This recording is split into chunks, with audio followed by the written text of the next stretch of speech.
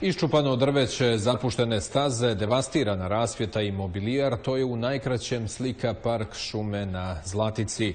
Ono što su uništili priroda i vandali, gradske vlasti nikako da saniraju, pa jedini park u ovom dijelu grada sve više propada. Opravdanje je nedostatak novca i mehanizacije. Detalji u prilogu Gorana Kovačevića.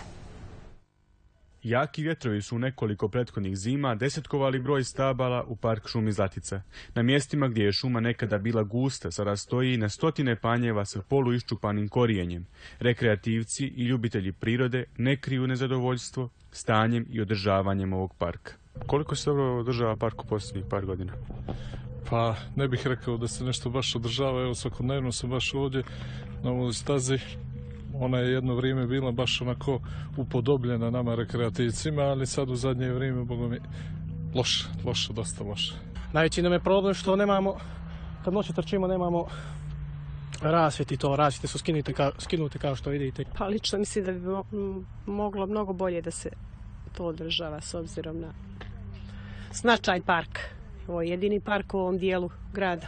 Nadležni situaciju ovako objašnjavaju.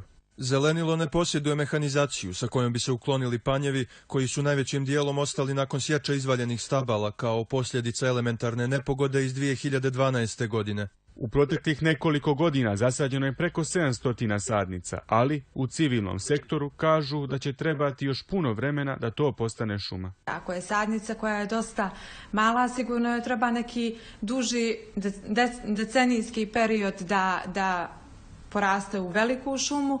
I brojni slučajevi vandalizma mogli bi se prevenirati, smatraju u Green Home-u. Ako imamo rangere koji štite taj park i nekako se ophode prema tom parku sa nekim poštovanjem, onda bi se i drugi građani ugledali i ne bi radili to što rade. Iz glavnog grada opet stiže odgovor da je to nemoguće zbog nedostatka sredstava. Obzirom da bi formiranje jedne takve službe zahtijevalo koordinaciju više lokalnih i državnih organa, uz adekvatnu kaznenu politiku za sve one koji se vandalski ponašaju prema zajedničkoj imovini, jedna takva inicijativa zahtijeva vrijeme i sredstva za realizaciju. Da je prijeko potrebna koordinacija nadležnih i formiranje rendžerske službe pokazuje i procjena štete u slučaju totalne devastacije rasvjete, koja je bila postavljena u parku duž staze od 2 kilometra.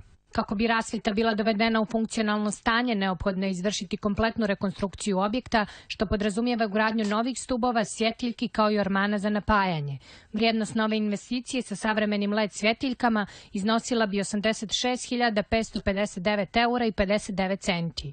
Dok čekamo da glavni grad na sebe preuzme brigu o zaštiti zelenih površina, topi se i nada da Zlatica neće ostati bez jedinog parka.